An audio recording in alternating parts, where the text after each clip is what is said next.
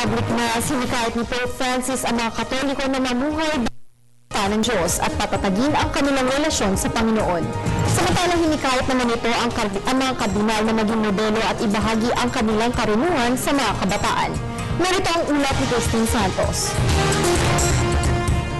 Sa kanyang first public mass, hinimok ng bagong halal na si Pope Francis I ang simbahang Katoliko na manatili sa gospel roots at iwasan ang modernong tukso.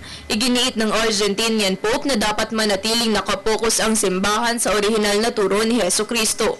Kung ang kanyang sinundan na si Pope Emeritus Benedict XVI ay nagsalita sa wikang Latin sa kanyang unang homily at tinalakay ang kanyang malawak na pananaw para sa simbahan, si Pope Francis ay nakataon naman sa pananampalataya.